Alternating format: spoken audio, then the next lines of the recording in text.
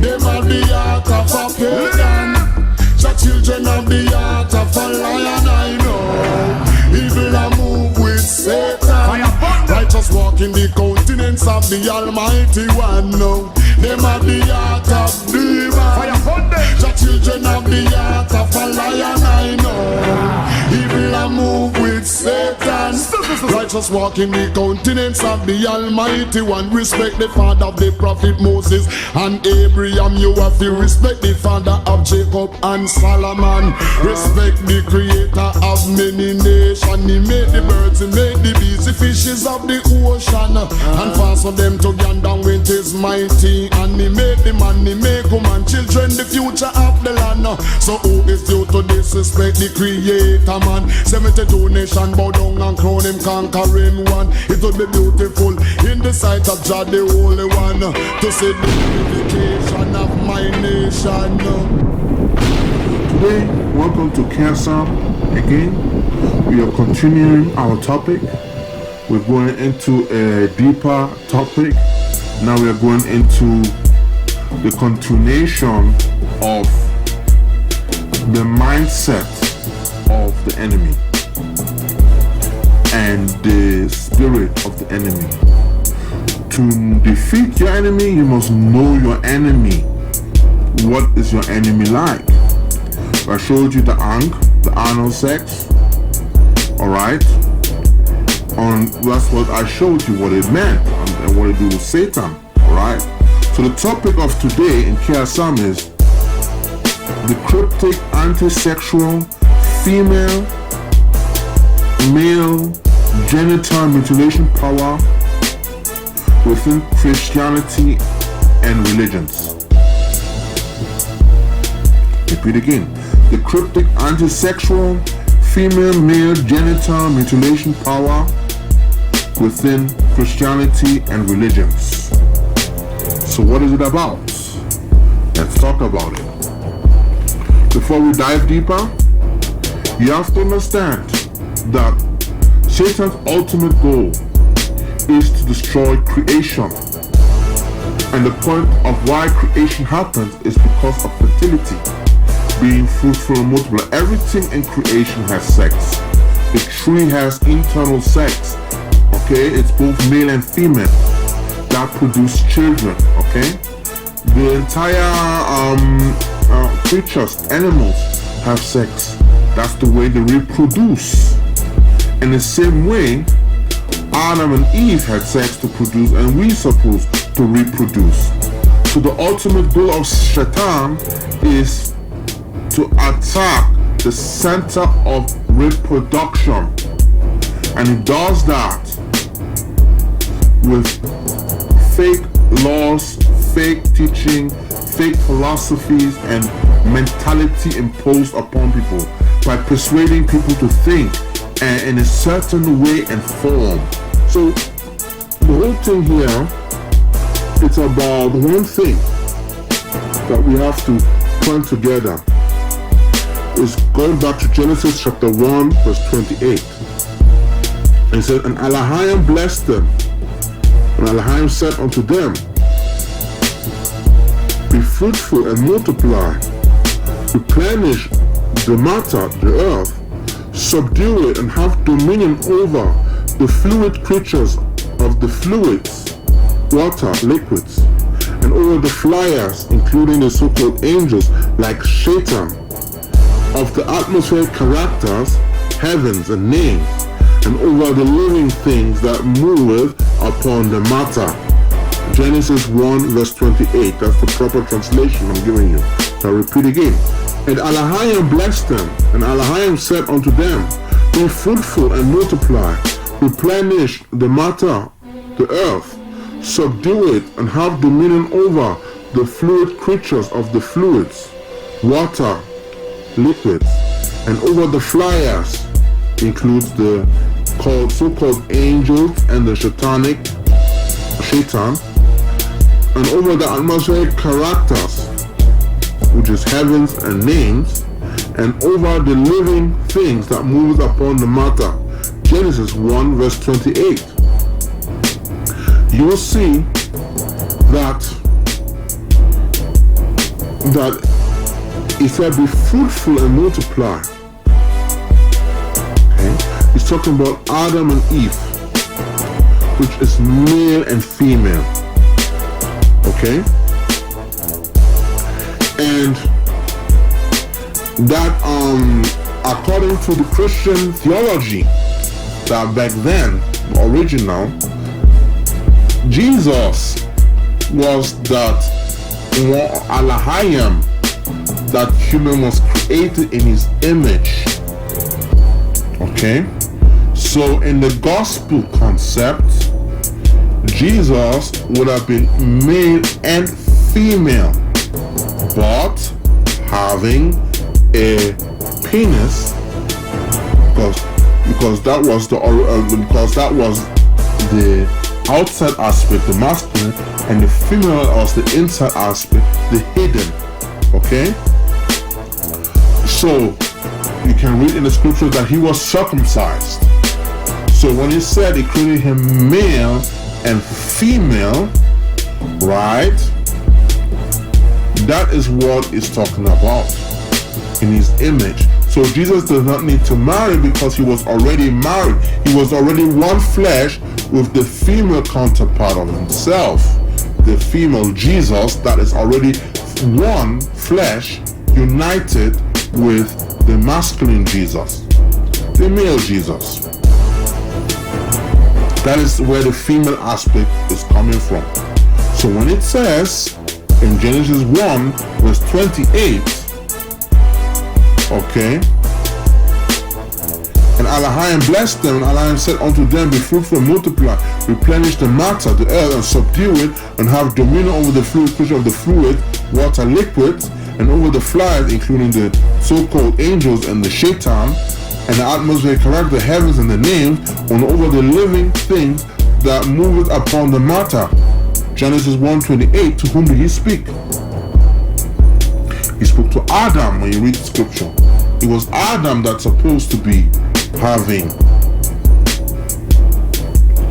the power to be fruitful and multiply. And because Eve was the mother of all living things, right? What you have to understand is that represents the good side, because that's multiplication, that's creation, which is when you see good in red, yeah, Alahayim, the truth principle, which is the vaginal and the penis sex.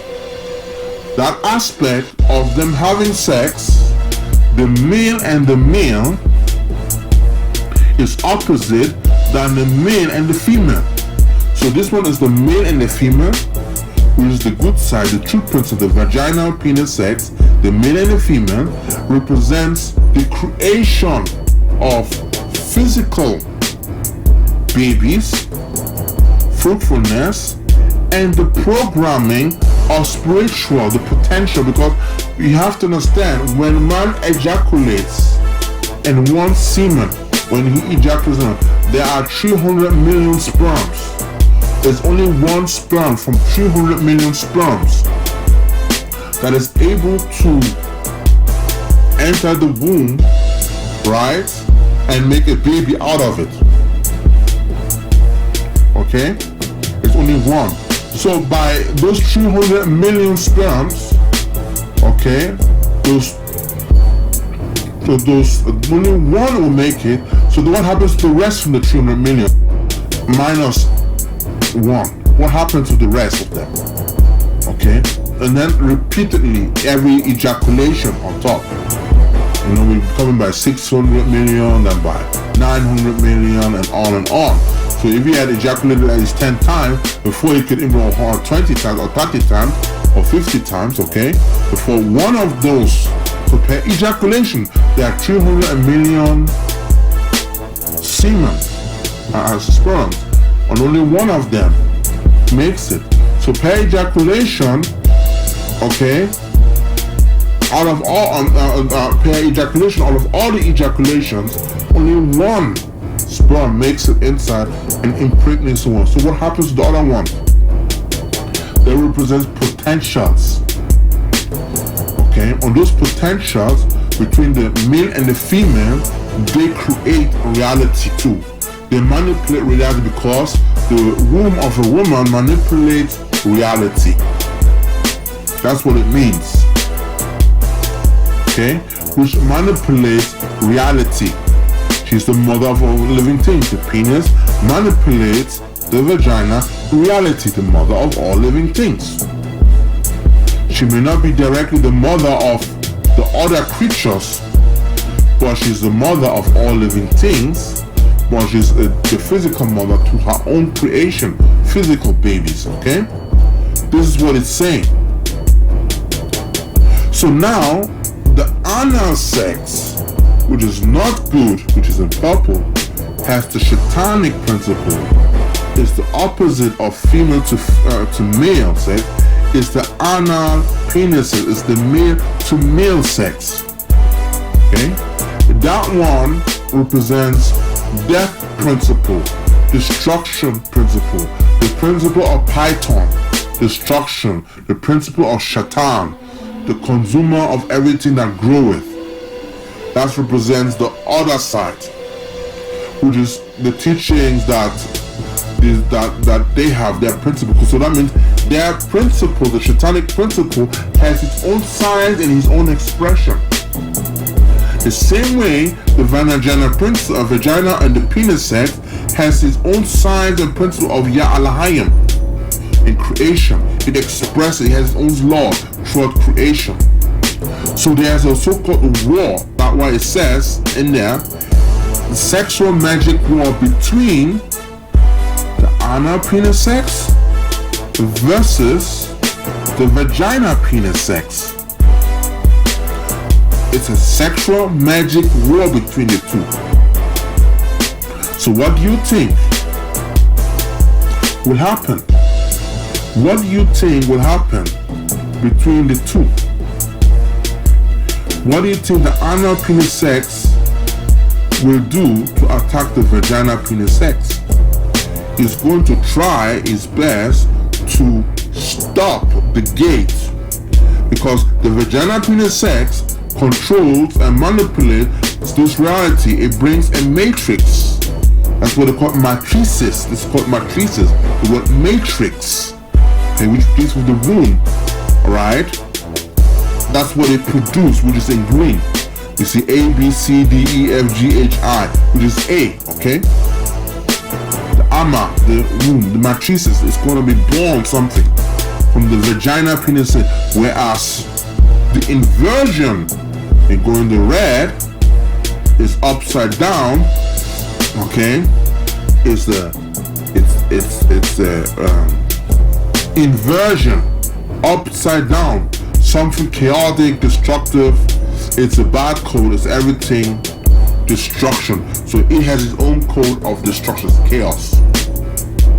So the vagina penis sex is creation, the woman, okay? Where the anal penis sex is chaos, destruction, consuming of growth, thus to destroy reality. These are the two sides, and they are the war. And the vagina penis sex would attack the anal penis sex. The way the anal penis sex would attack the vagina penis sex. Because the anal penis sex, Shatan, his principles and teaching wants to infiltrate Ya'alahayim's truth principles and his teachings. And so they want to destroy, okay, destroy the production. They come with all kinds, whether it's mental, spiritual, or in mutilation, everything, which you see in the video.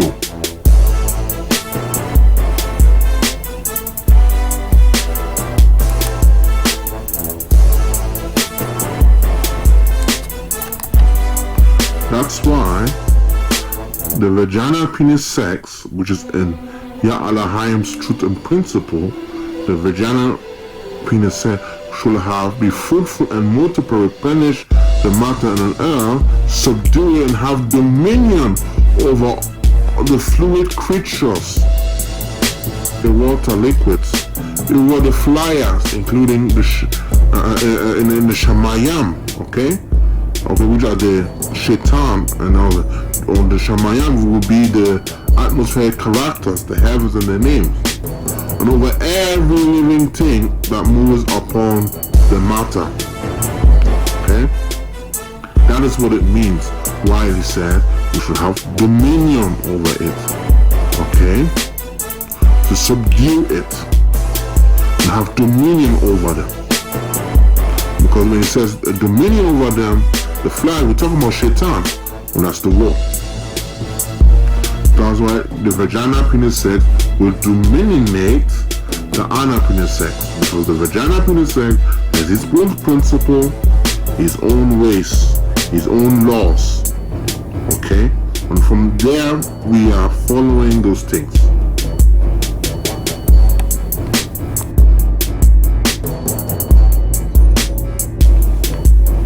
So let us dive into it. What does antisexual mean? Or let's go to the word antisexualism in the book that we wanted to talk about, right? So we're gonna go into a big book, a very big book that I've been using. Alright, it's called Antisexualism. It's our big online book called the Wikipedia. Okay, so let's go to that big online book called wikipedia.org wiki/antisexualism. Let's see what antisexualism means. Antisexualism is opposition and hostility towards sexual behavior and sexuality. Meaning, everything that is based on behavior, sex, okay, where male and female produce, is called antisex. Okay. Other terms whose meaning overlap are synonyms. In terms of antisex include sexual negativism, sex negative movement, sex negativity, antisexuality, demonization of sex as an adjective of antisex or sex negative.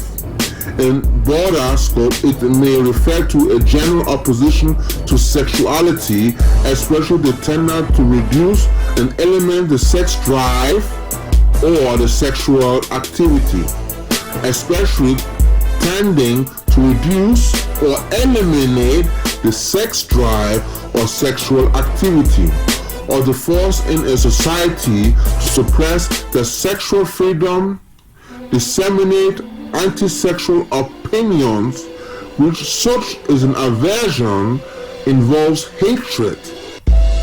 When such an inversion involves hatred, it is sometimes called misorotia or miesorotism. Okay. Then on religion, let's see what it says when we go down into the word antisexuality. Alright? Which says this.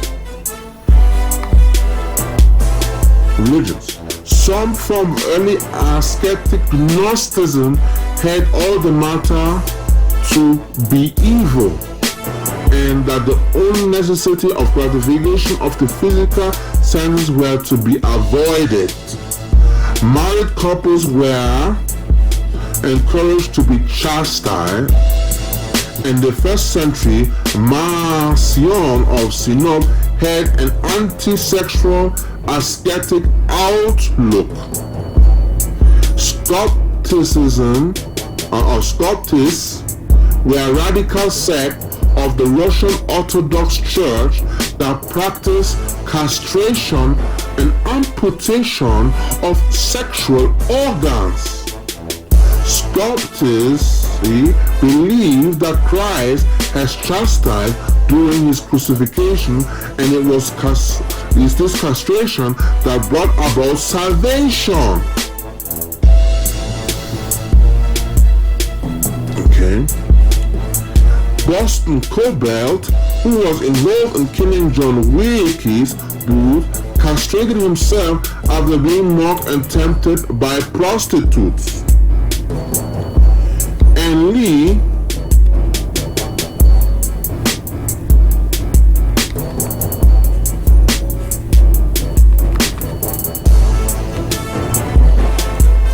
says again.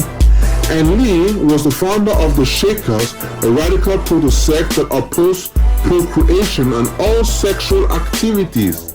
The Shakers are more opposed to pregnancy with anything else. Father Divine, founder of the International Peace Mission Movement, advocated religious abstinence from sex. Marriage taught that sexual ejaculation is the root cause of undesirable and social and political conditions. Let's continue. James Baldwin in The Fire Next Time refers to the United States as an antisexual country dominated by a white culture that regards sensual and soulful behavior by black Americans as suspect. This contributed to the rise of Baldwin Christian faith, showing that the world did not accept him and that Christianity had not made white people accepting.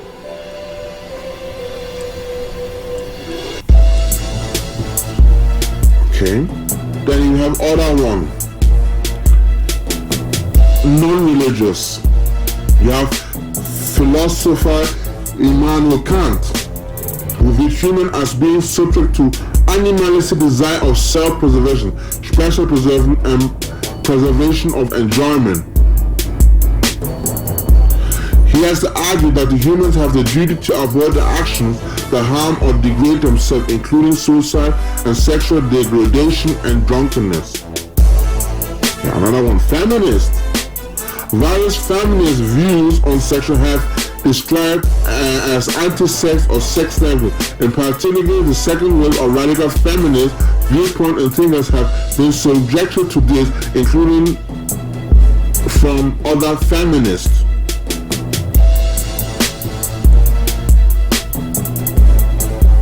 So you can see those forms of this form of anti-sexism or anti-sexualism. So let us go again to the Skoptis. We really said the Skoptis were a radical sect of Russian Orthodox Church that practiced castration and amputation of sexual organs. So let's go what Skoptism is in Wikipedia. The Skopti, okay, is what it says. The Skopti, according to Wikipedia, our online book, it says, were a cult with a larger spiritual Christianity movement in the Russian Empire. They were best known to practice emasculation of men, mastectomy, female genital mutilation of women, in accordance with the teaching against sexual lust. A descriptive form of Skopti was coined by the Russian Orthodox Church. The sect engaged in the late 18th century, teach the peak of its popularity in the early 20th century, was essentially wiped out by the Soviet Union under Joseph Stalin.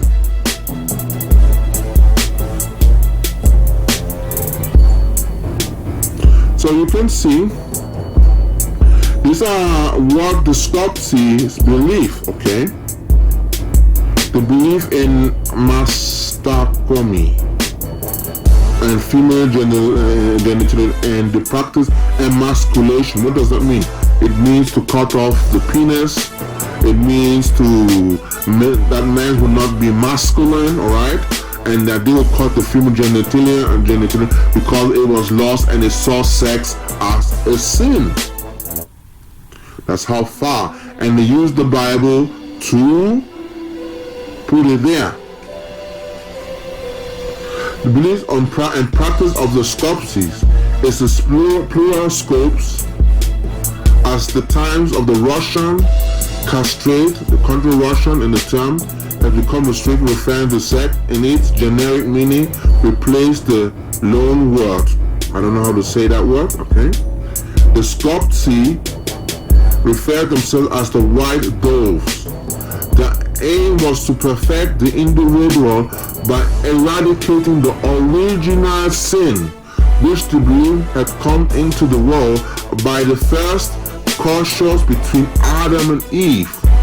The belief that the human genitals were the true mark of Cain, and that the true message of Jesus Christ includes the practice of castration, that Jesus himself had been castrated, and that his example has been followed by the apostles and the early Christian saints. Continue. So what does castration mean? It's to cut off the penis. Okay? That's what they believe, that Jesus cut off his penis, and that's what they sonated, because that was the sin, that sex was Adam and Eve was a sin, the original sin, and that was called the mark of Cain, the curse of Cain. That was the sex that was the mark of Cain and stuff like that. Okay, and then this is what they say. They believe that human genitals were a mark of the original sin, and that after the expulsion from the Garden of Eden, Adam and Eve had half of their forbidden fruit grafted onto their bodies, forming testicles and breasts. Thus, by removing these sexual organs, restored the scopsi to the pristine state before the original sin. The scopsi maintained that they were fulfilling Christ's counsel of perfection in Matthew chapter 19 verse 20 and 18 from 8 to 9. And we're going to discuss that very later. Matthew chapter 19 verse 12. We're going there, alright? Alright? Talking about the oinos. There were two kinds of castration, the lesser seal and the greater seal. For men, the lesser seal meant the removal of testicles only, while the greater seal involved either a removal of the penis or the emasculation, removing both the penis and the testicles. So the greater seal is about removing the penis and the balls, the testicles. Men who underwent the greater seal used a cow horn with urinating. This castration and emasculation were originally performed with red hot iron, called the fiery baptism. How the scopsi later transitioned to using knives or razor, with the iron serving only the top of the blood flow.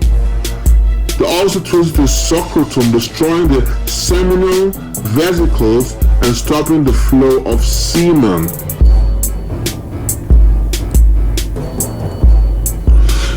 In the woman, the scopsi removed the nipples, the whole breast. Of course, they're simply scared that the breast. They also often removed the labia minora and the clitoris. They did not use any anesthetics, meaning they were doing it with no anesthetic, okay, meaning, those substances that you put that you don't feel, right? Alright, those natural substance or back then or that they use in the hospital that you don't feel any pain when they do operation. They were doing it without it. They would be cutting the breast, the penis, the balls, the genitals of the woman, the clitoris, the lips of the vagina. They cut everything. This operation was generally performed by elders. During the operation, they said the phrase, "Christ is risen." So now, while they're doing, they say that Christ has risen. According to ecclesiastic historian Diamant McCullough, they believe they originated in the mistranslation by the founder Condiatis Tatena of the biblical command of Genesis 1:28 to castrate yourself rather than be fruitful. Okay.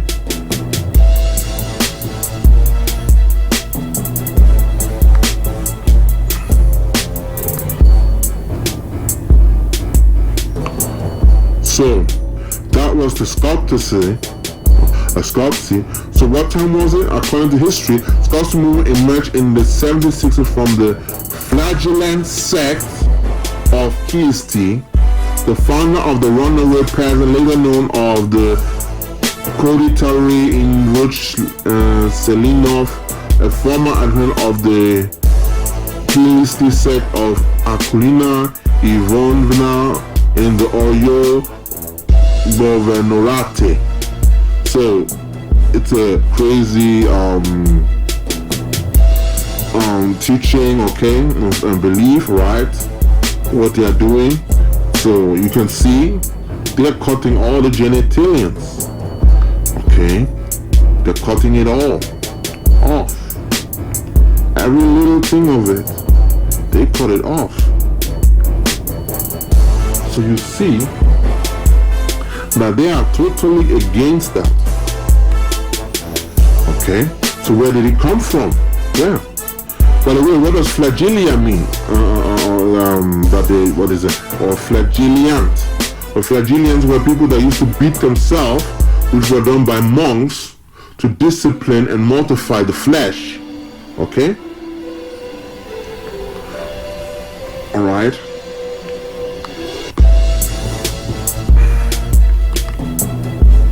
So let us go.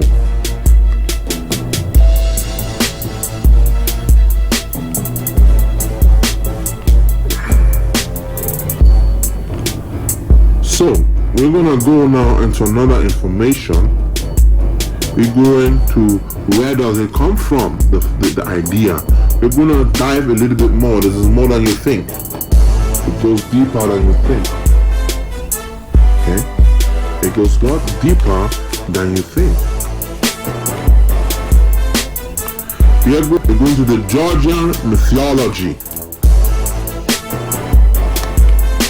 We are going to the Georgian mythology, and then when we are going there in Wikipedia, the Georgian mythology, it says this: Georgian mythology refers to a mythology of pre-Christian Georgians, okay, an indigenous Caucasian ethnic group native to Georgia, the south of the Caucasus.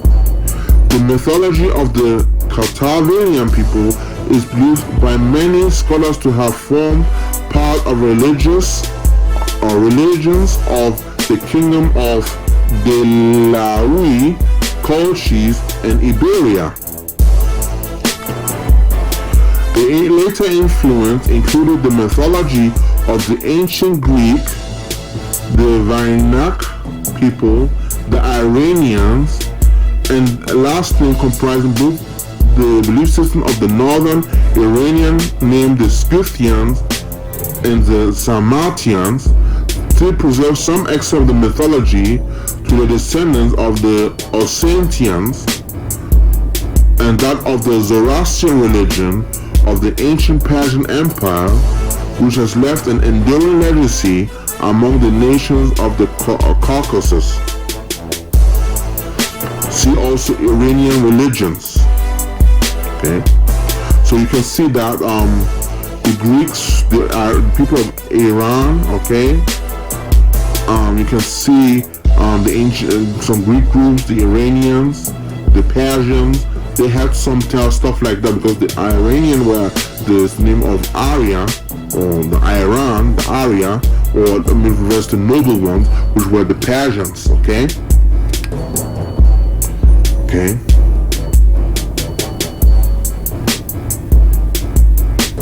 The Georgian myth and legends are preserved mainly as popular tales, many of them eventually fusing with the Christian legends of the Christianization of the Georgia on the 17th century ago.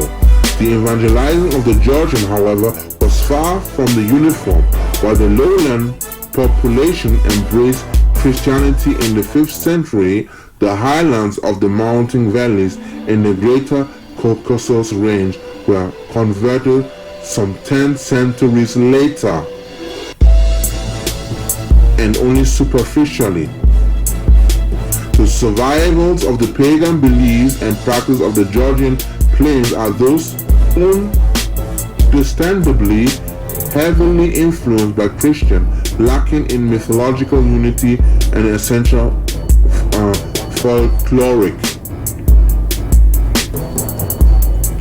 The Mountain of Georgia, on the other hand, preserved a rich, well-organized pagan religion to the beginning of the 12th century, with different codes that continued to be productive. A priestly class with orally transmitted body of knowledge.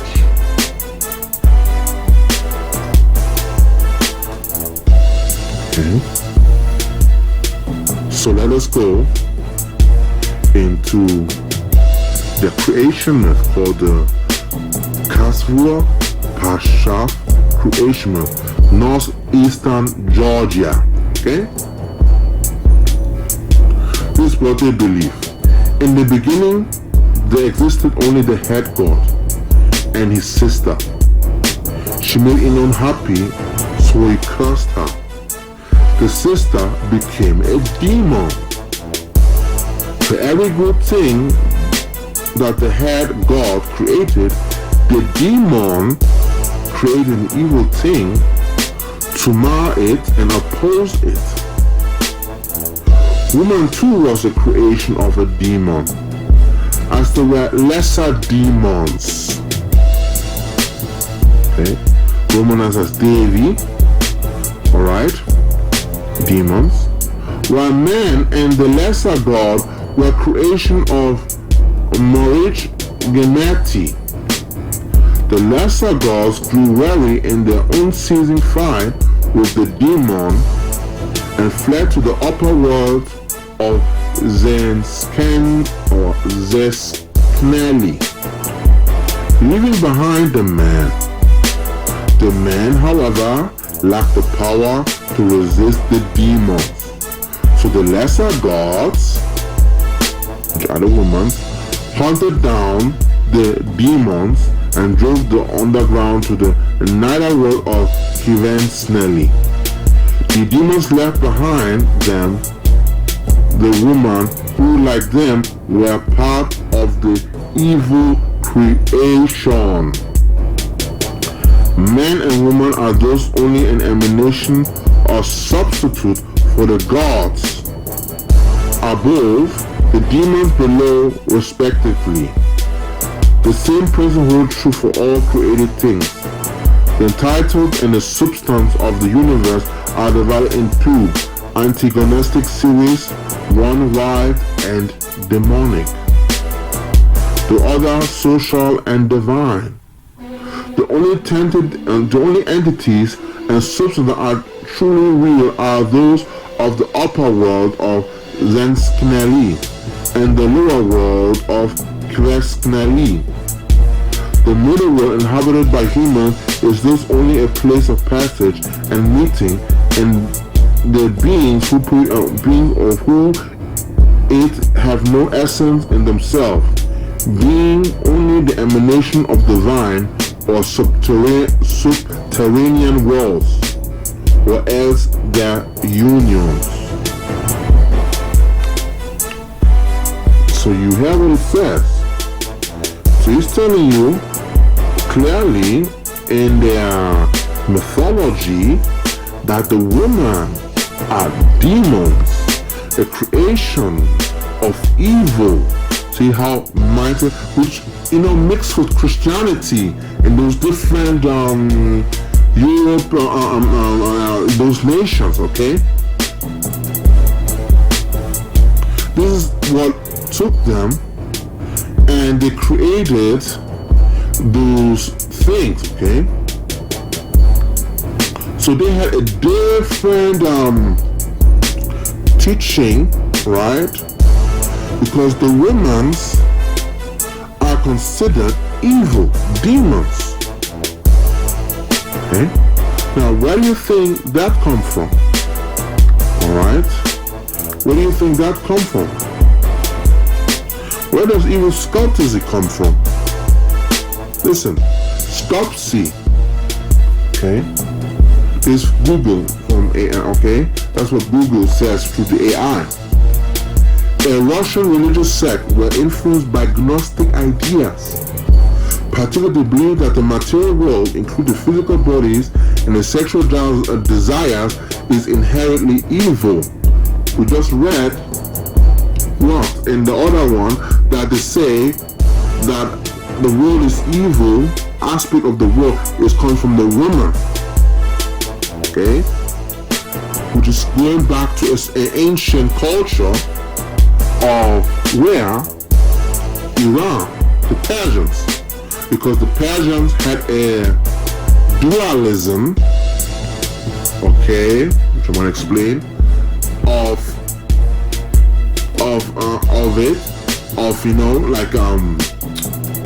plus and minus, that was like that everything black was evil, that came from an evil entity, and white was good, it came from a clean entity. So they had a certain type of teachings. So they viewed that in the supreme creator was half good, half evil. That was their belief, okay? So because they were not able to have a proper perspective, they would say that the creation is inherently evil, halfway, right? That everything evil comes from an aspect of the creation that was evil. This is a philosophy, a way of thinking and belief, okay? Which is also where Gnosticism came from, where Gnosticism is a system of belief of cultures, okay, different cultures, nations that were infused and misunderstood stuff that happened in the past, okay? So the Skoptsis are a Russian religious sect that were influenced by the Gnostic ideas. Particularly, they believe that the material world, including physical bodies and the sexual desires, are inherently evil. That's what, because it's evil, you have to cut it off. That's the way they view the world. This view stems from the Gnostic concept of the flawed material creation, distinct from the true spiritual realm. The Skoptsi sought spiritual perfection by rejecting the material through the practice like self-castration, believing in eradicating the original sin, and they associate with sexual procreation. So sexual procreation was the sin. And let's go there on our website. It says Gnosticism, Christianity, and Sophia in canyon.edu. Okay, it says this. It says this about Gnosticism. It says this. The first is the sex pleasing to the evil body, and the denial of the body is just punishment. Okay, repeat it. The first is the sex pleasing of the evil body, and the denial of the body is a just punishment. The second reason is the procreation is merely the fact allowing more divine spark to be imprisoned by evil worldly bodies. By remaining chastised, the Gnostic refuses to participate in evil actions. So in other words,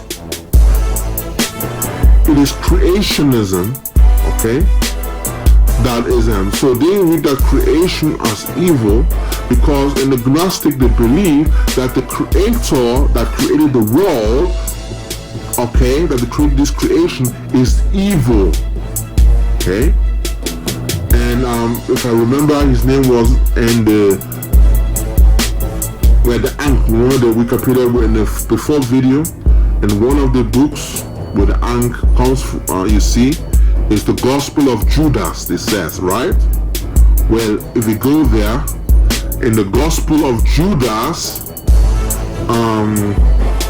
his name was, I believe his name was called Barbello. His name was called Barbello in the Gospel of Judas, who's supposed to be the father of Jesus, according to the Gospel of Judas, which we know was not. And there's the Ankh symbol on top, okay? So you see the Ankh symbol, which goes back against to ancient Egypt. Well, let us go how does that connect with ancient Egypt? Alright? This concept of genital mutilation, hatred of women, goes back to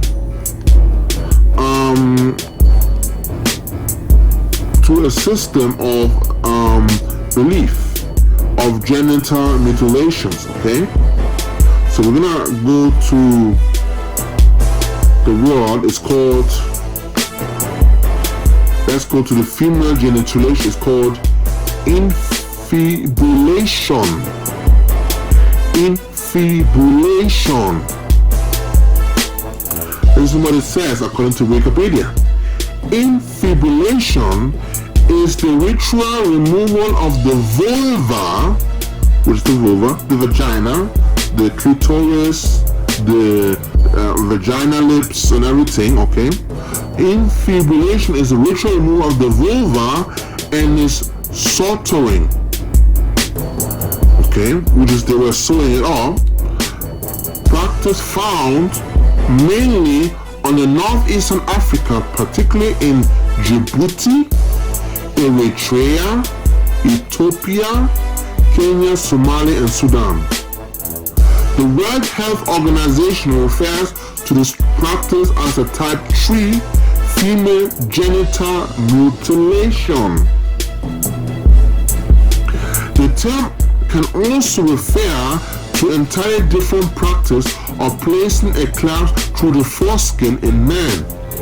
For more information, see the article fibula penile, but we're not focusing on that. We're focusing now on female mutilation, which is not biblical. Okay, it's not biblical, right? So let's go. So what do they do how does that type 3 female mutilation looks like? Because that's what they do. They call there's a type 3. So what do they call it even? Right? They call it a type 3 female genital mutilation.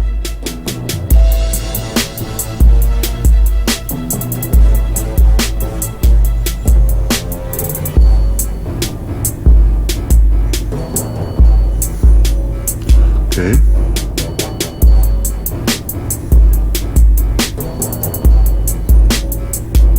When you roll down, you see an image. Down there, D. You see that D? Okay, you zoom it, you see the type 3 female mutilation. What did they do? So they didn't cut it, they even sewn the vagina. They are sewing the vagina. I'll give you another image, you see. So after they cut it, they sew the vagina to close, so there's a small hole there. Alright? Alright?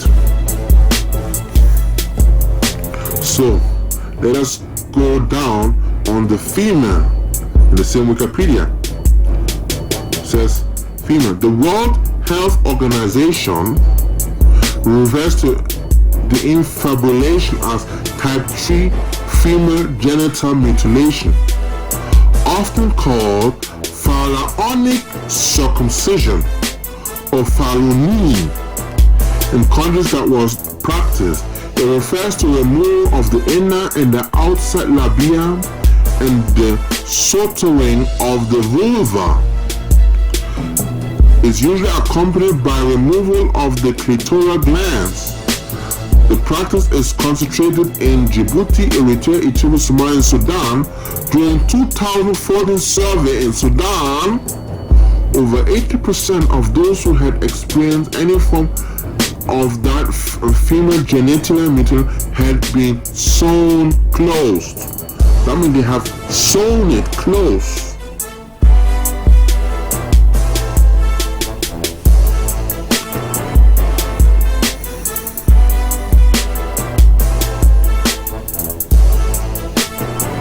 This is what they do. You can study more what it says. I'm not going to read it.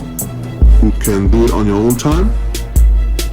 Alright, now this is where they've sewn the female genitalia. Let's go. Where it says it came from what? From pharaonic circumcision. Okay, let's go to the pharaoh on Wikipedia. You go to Wikipedia and you write down female genital mutilation. Now we are there, and as we scroll down, we are going to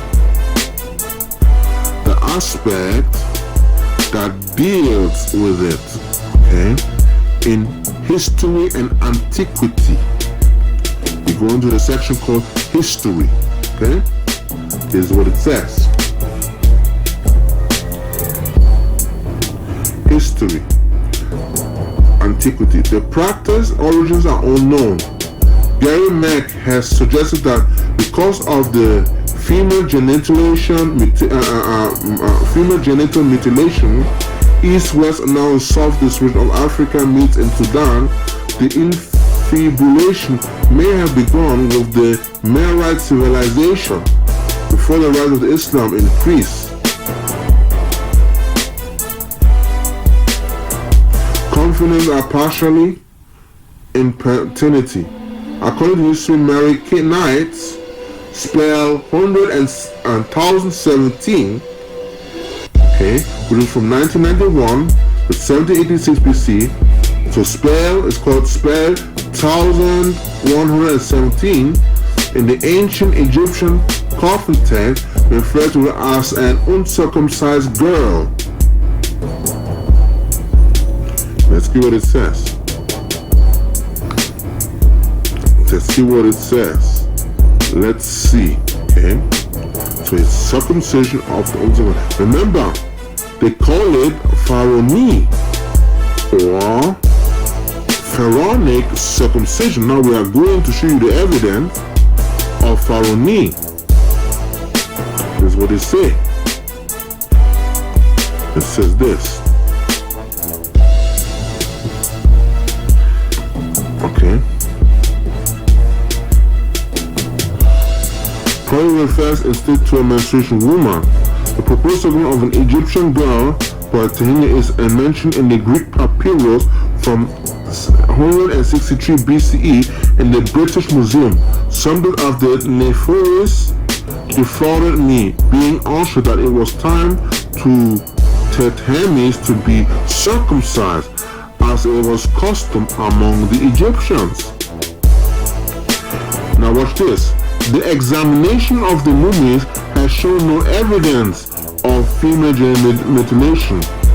The Seton Australian and Piano Grafton Elion Smith, who examined hundreds of mummies in the early 20th century, Knights write that the genital area may resemble type 3 because during the mummification, the skin of the outer labia was pulled toward the anus to cover the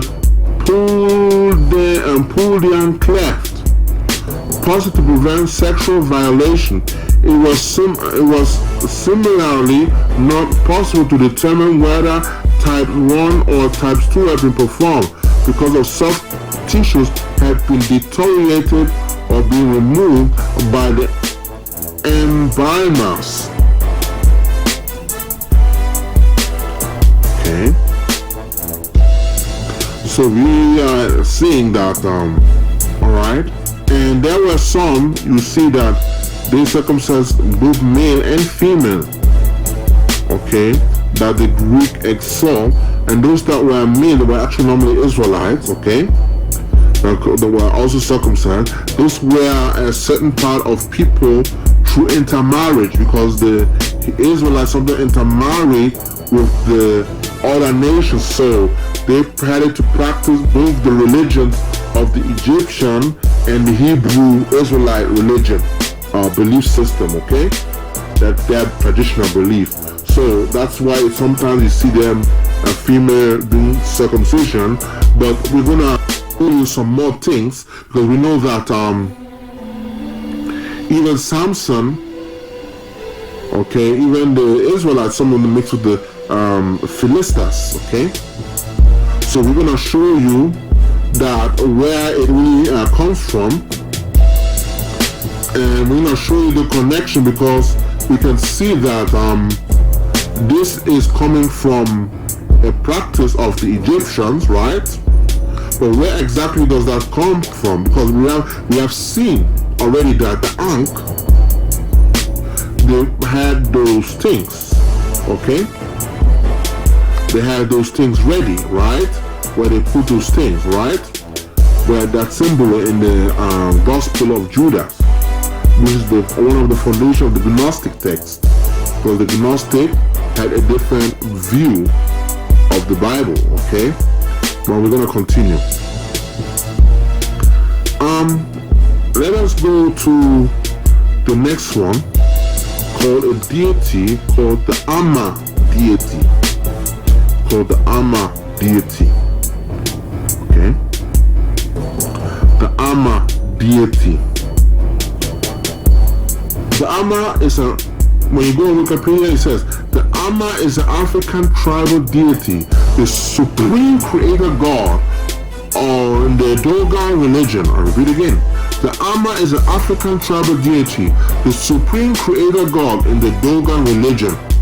The Dogon story of the creation of the world relates that the sky god Amma mated with the earth goddess, and because of Amma was prevented from joining the goddess clitoris in the form of a giant termite mound, he produced only an imperfect offspring, a desert fox or a jackal, and therefore eventually removed the termite mound, leaving the earth. He instituted the religious ritual of female circumcision. I repeat again. Leaving the earth, he instituted the religious ritual of female circumcision. So who instituted the religious ritual of female circumcision? It was the Amma of the Dogon belief, of the Dogon people, okay? The Dogon people, by the way, live in West Africa, okay? After removal of the termite mound, the god Amma with the earth god continued procreating and begat humans. Duality is essential to Dogon religion. Heavenly forms also have the dual characters. The supreme god Amma had an androgynous characteristic. The birth of twins are celebrated among the Dogon with special religious ritual, as twins were referred to the original dual structure of creation and to the harmony between the earthly and the heavenly. Let's go to creation myth of the twins. The key figure in the Dogon religion are the twins, Numo or Nomo, the primal spirit of the Dogon ancestor, sometimes seen as deities. These are hermaphroditic water creatures seen in similarity to water deities in Voodoo, in the Western African Voodoo. They can be depicted with human body and a fish tail. Nomo, supposed to be the first living creature by the supreme god Amma. Okay? Shortly after his creation, Nomo spawned into 4 pairs of twins. One pair defined the other, establishing the creator Amma. To restore order, the god Amma sacrificed another creature whose body was cut up and scattered throughout the creation. A shrine of the god Amma was then built at each point where the fragment of the body landed. Okay. So you see what they believe, right? So they are what? They can be depicted with human body and a fish tail. That sounds like what they call the Mami water spirits. Okay? that are depicted, because it's part of the West African voodoo, which is as they call toe voodoo. There are different types of voodoo. This one deals with one aspect of voodoo. Okay.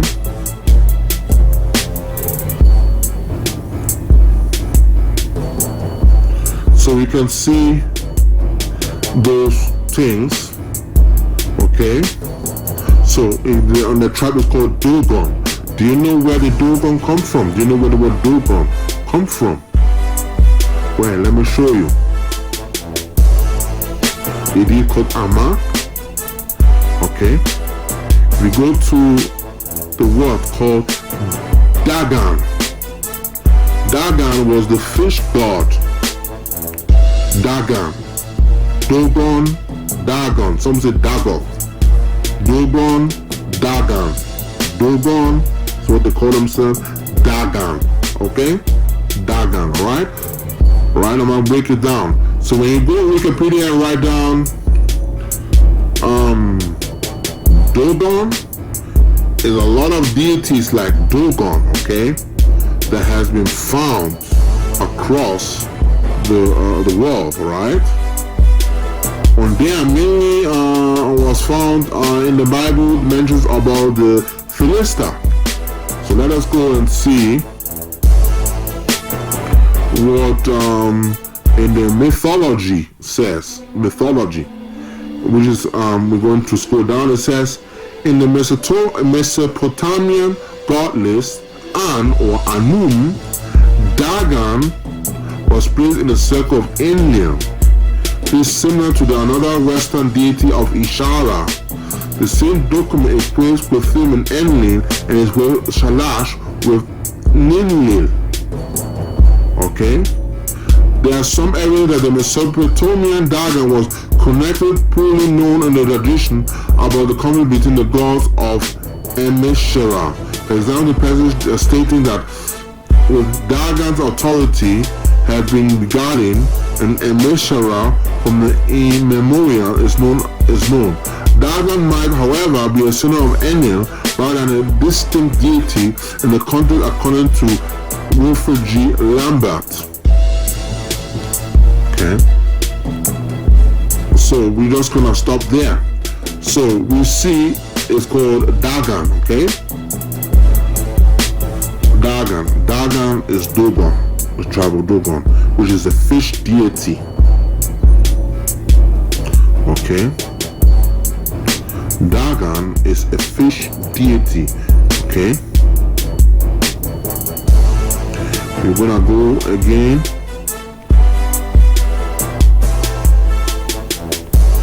And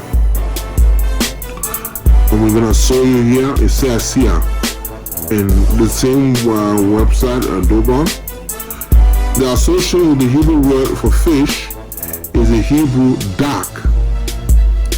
Mid-area says that led to incarnation of Dagon as a water deity with fish-like creatures.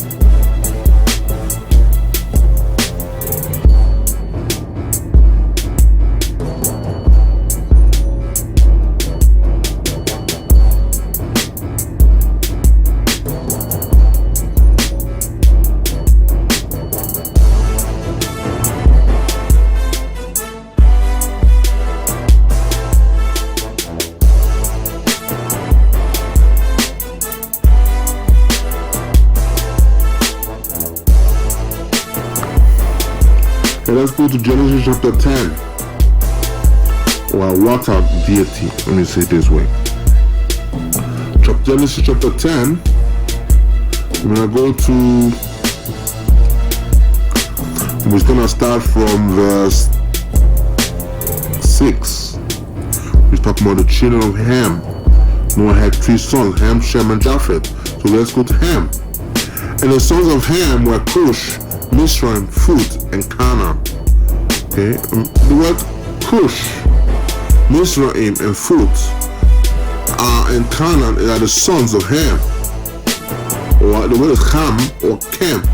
Okay, and Mizraim is actually Egypt. The Egyptians will be Mizraim. Okay, so Because what they call in the Bible for Egypt is in Hebrew Mizraim, which is children of Ham or Ham. Alright? So the sons of Cush are Seba, Havila, Sabat, Rama, Shabbataka, the sons of Rama, Sheba, and Dedan.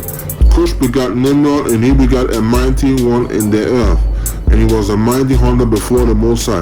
Therefore it said, even Nimrod is a mighty hunter before the Most High. In the beginning of his kingdom, Babel, Erech, and Akkad, and Calneh in the land of Shinar. And then the land of Asher built the Nineveh, and the city of Rabbah, and Kala. And the reason between Nineveh and Kala, the same is the great city. And Misra begat Ludim, Anamim, Lehabim, Naphtuhim, and Pathurizim, Kasluhim, and whom came the Philistine, and Kapatorim. So in the Kasluhim came the Philistine. The Philistine. That's where we're gonna stop. The Philistines or the Philistine, okay, the Philistines. Alright?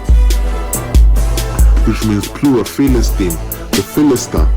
So the Philistine are the one that Samson was fighting against. And it's mentioned in the Bible that about the god Dagon in Christianity.com.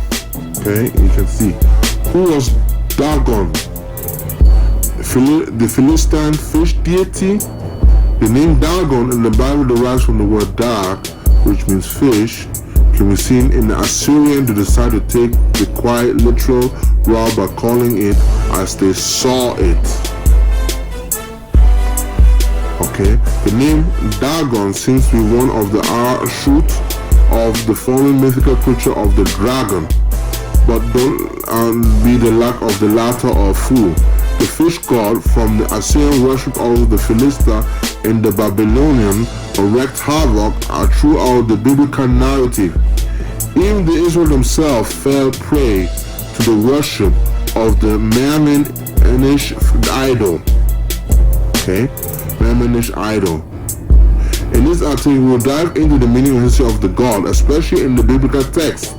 Discuss the downfall of Dagon, how it was idol, literally ends up falling prostrate in the worship of the one true creator. Okay.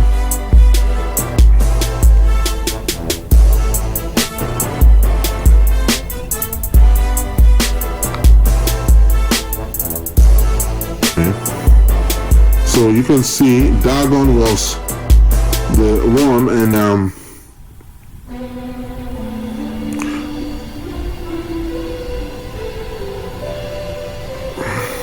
let's go to 1 Samuel chapter 5, 1 through 5. After the Philistines had captured the Ark of the Most High, that's the Ark of the Covenant, they took it to Ebenezer of Ashdod. They carried the ark into Dagon's temple and is beside Dagon. When the people of Ashdod rose early the next day, there was a Dagon falling on his face on the ground before the ark of the Most High. They took Dagon and put him back into his place. But the following morning when they rose, there was Dagon falling in the face of the ground before the ark of the Most High. His head and his hand had been broken off, and they were lying on the threshold. Only his body remained. This is why this day neither the priest of Dagon or any who enter Dagon's temple of Asher step on the threshold. So you can see how Dagon was defeated by the Ark of the Covenant. Okay, which is the most powerful throne, or is the throne of the creator of manifestation in fire form. And yeah, the fish god had to bow down to it. Okay.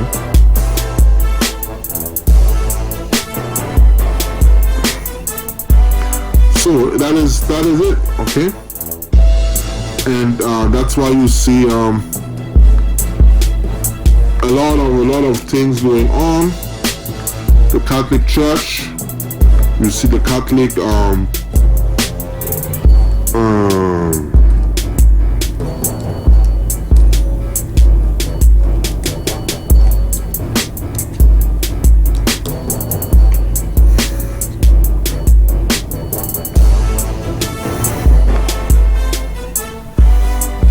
you see an image of Dagon.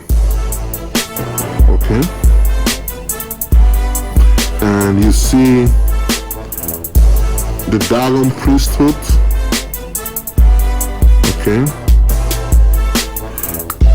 And the so-called Catholic Pope with the fish heart. Okay. Okay, he's known as Dagon. Okay, with the fish heart and holding a cross. And now let's connect the dot.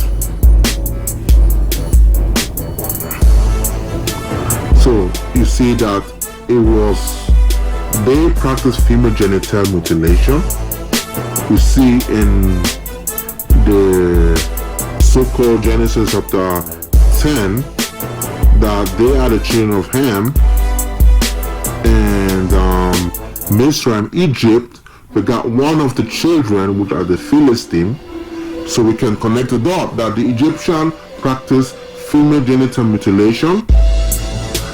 Okay, the Philistines practice female genital mutilation. Okay, some of the Israel were circumcising the men, married them, right? So both of them practice circumcision, male and female. But the wrong thing is the female genital mutilation. And what do they do in the pharaonic or the pharaonic circumcision? So then they're sewing up the vagina close. So, and then they practice in many countries, the woman will have sex with them with the close thing sewn, and then when the man will put his penis in, she'll have pain by sex, and it will rip open the vagina, the womb. Okay, it will rip open the womb. Okay, very brutal way of sex. And some countries, they will still have it on, so when they bring in birth, they still have it. It will they will push the baby, and to bring out the womb will press by it ripping off the sewn vagina for them to produce the baby, and the woman will be bleeding like crazy.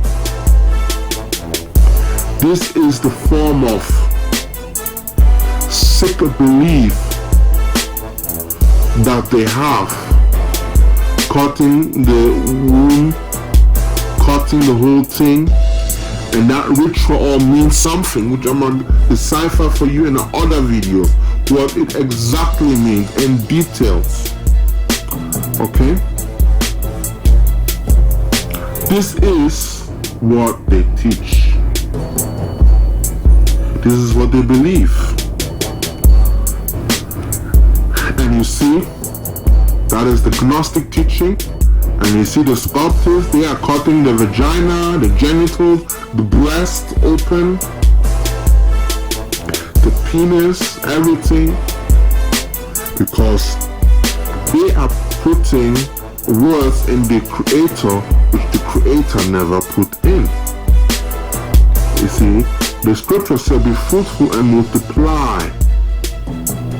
So we're gonna go how they are putting it in the gospel, and it is the gospel called Matthew chapter 19, verse 21. And I'll show you scriptures that this teaching is very, very wrong.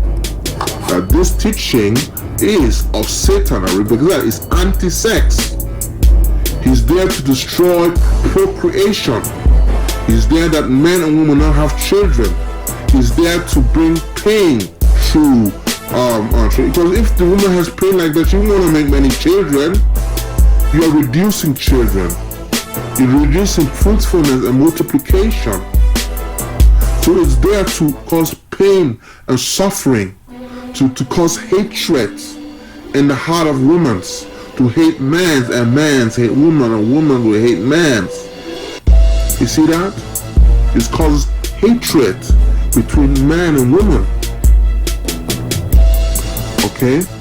This is part of the game of Satan. Okay? This is what they teach. This is what they believe.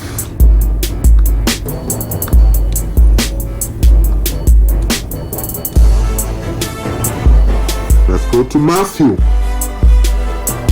chapter 19. Remember, the python has infiltrated the Israelite priesthood. These are some sick things that they started incorporating. Some of them, okay? Some of the priesthood started incorporating in certain houses of Israel, in certain places, okay? You can see in Africa, some groups, they'll be incorporating these things into circumcising the woman, okay? It says, Matthew chapter 19, and it came to pass, when Jesus had finished this saying, he departed from Galilee and came into the coast of Judea beyond Jordan, and a great multitude followed him and healed them there. And the Pharisees also came to him, tempting him, saying unto him, Is it lawful for a man to put away his wife for every cause? And he answered and said unto them, Have you not read that which was made at the beginning made them male and female? For this cause shall a man leave the father and the mother, and they shall cleave to his wife, and twain shall be one flesh. Wherefore they are no more twain, but one flesh. Whatever the Most High has joined together, let no man put asunder. So, so they were asking, then they came back, the Pharisees, and they said unto him, Why did Moses, when he commanded to give writing of divorcement and to put her away? So, there's an argument back and forth. So before that, we'll just go down to verse 10, okay? Where they are coming with these teachings, okay? Because Christ is telling you, okay, to be one flesh. And the Bible says, as we read, I'm going to show you right now. And it says, And his servant said unto him, If the case of the man be so with his wife, is it not good to mine? For he said unto them, All men cannot receive the same, save they whom it is given. For there are some eunuchs which were born from their mother's womb, and there are some eunuchs which were made eunuchs of man, and there be eunuchs who have been made themselves eunuchs for the kingdom of heaven's sake.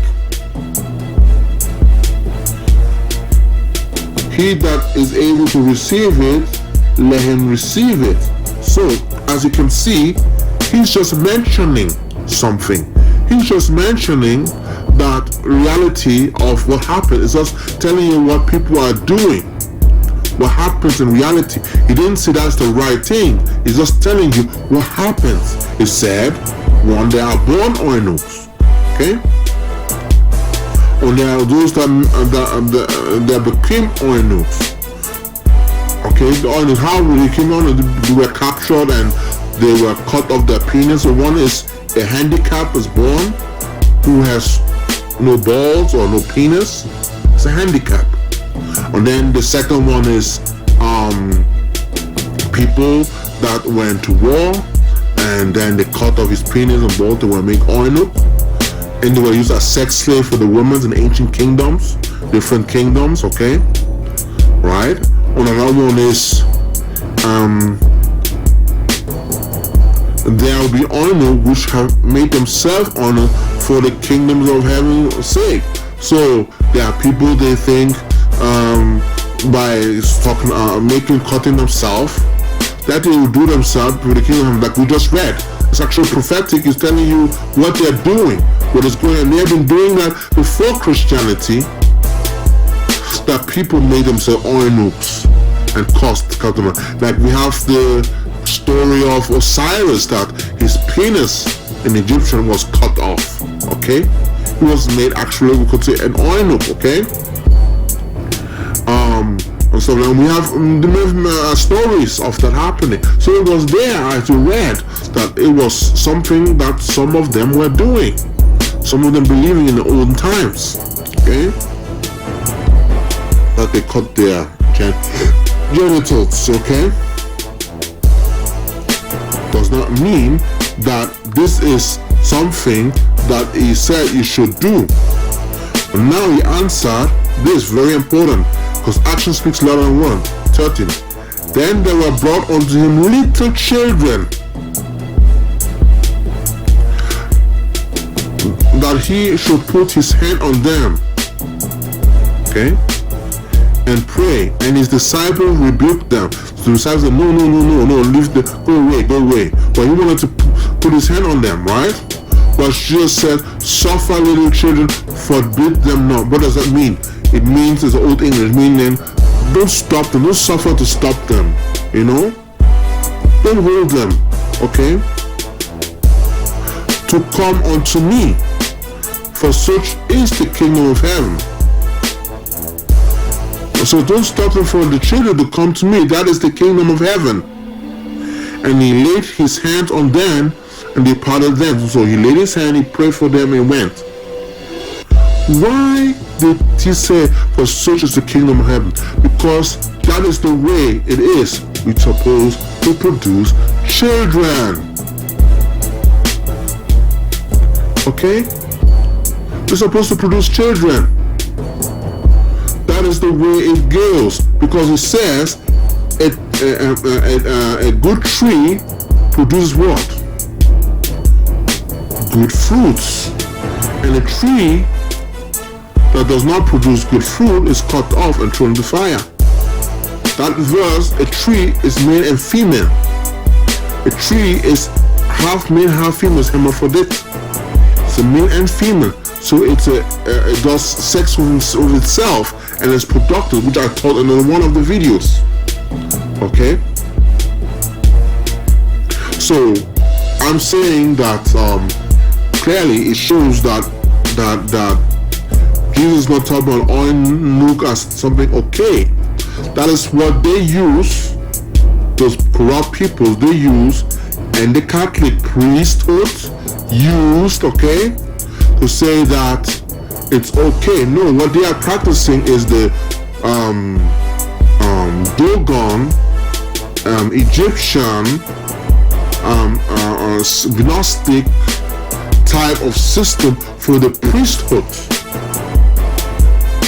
When the Bible really says that the priest should marry. Let me show you another one to verify that. Let's go to Deuteronomy chapter 23 verse 1. Okay, let's see what it says.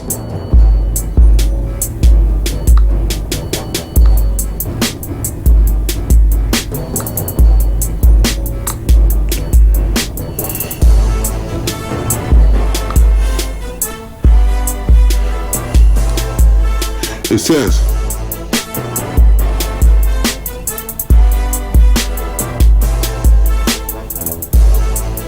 for he that is wounded in the stones or has his private member cut off shall not enter into the congregation of the Most High. He shall not enter in the congregation of the Most High. The assembly, what is the assembly? What is the congregation? That's where they will meet the Most High, the meeting point of the Most High. In other words, if you cut off your balls, if you cut off your penis, you are disconnected from the Most High. Jesus says, I did not come to destroy the law of the Most High, but to fulfill.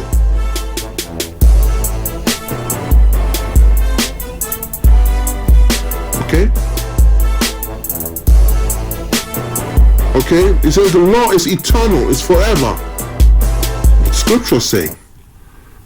I will go down into another time in details more. But you see, he that wounded in his stones, he is privately member cut off. He shall not enter in the congregation of the Most High. He shall not enter the house of the Most High. He shall not enter the place of the Most High. He shall not go where the Most High is. He is separated. He is cut off from the Most High. I know. Now you're going to go to Jeremiah chapter 16 verse 1-4 and say Jeremiah was not married. I'm telling you, even if it wasn't supposed to marry, the Moses said not supposed to marry, that scripture is wrong. Jeremiah, when it's put there, it was probably, like many Seraziah in the prophecy, mistranslations too.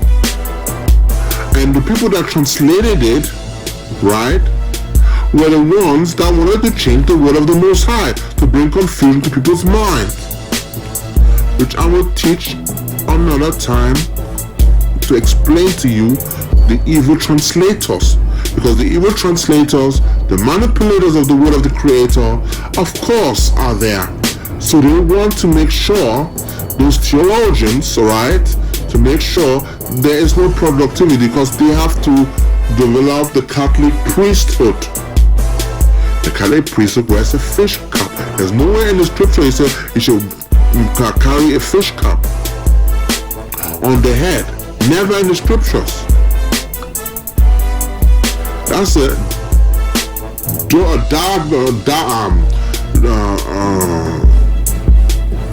Dagon or Philista or Dogon or belief, because the Catholic Church, like I said, priesthood, think that if they are doing it, it's the most holy.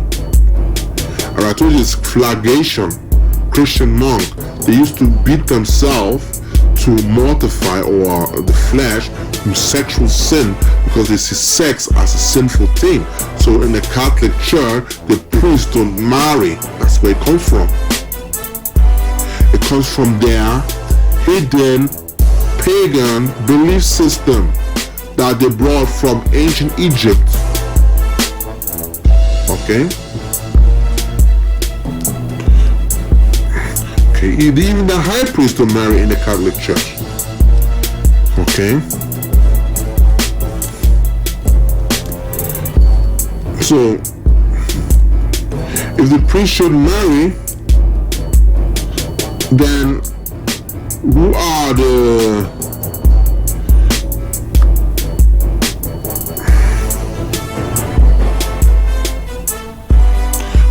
the sons of Levi that's supposed to serve in the temple? Who are the sons of Levi? Because Aaron had sons. Okay, it said the sons of Levi, which are the priests that children. So they had sons. They were married.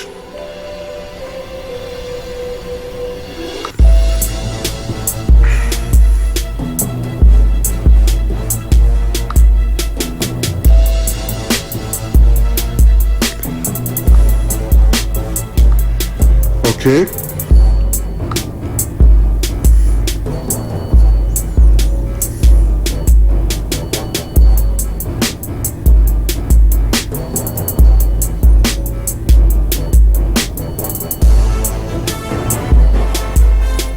Leviticus chapter 21, verse 13. It says, the anointed priest must marry a virgin. Okay? That's where I'm going to stop. Although even there are some mistranslation in verse 14 going on. There are some mistranslation. Another time, another thing. But it said in Leviticus 21 verse 13, the priest, the anointed priest, must marry a virgin. So you must marry. Alright? So whatever they are saying is contradicting the scriptures. Because the priests were from Levi, And it says the sons of Levi should serve.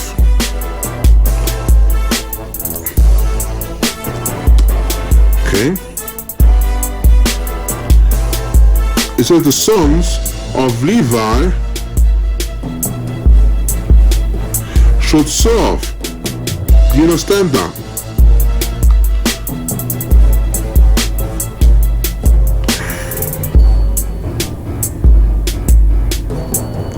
Deuteronomy 21 verse 5, it says this.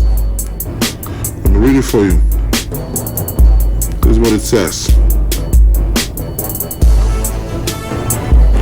Deuteronomy chapter 21 verse 5, it says, and the priests, the sons of Levi, shall come forth, for the Most High has chosen them to serve him, to pronounce blessing in his name, and to give rule to every dispute and case and assault.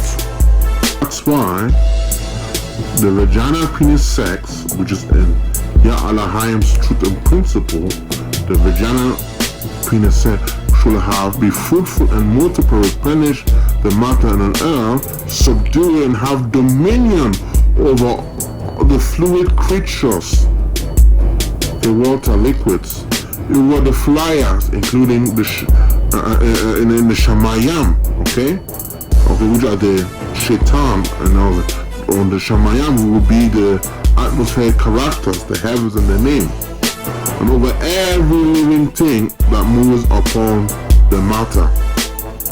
Okay, that is what it means. Why he said we should have dominion over it. Okay, to subdue it and have dominion over them. Because when he says dominion over them, the fly, we're talking about Shatan. Well, that's the war. That's why the vagina penis sex will dominate the anal penis sex, because the vagina penis sex has its own principle, its own ways, its own laws. Okay? And from there, we are following those things.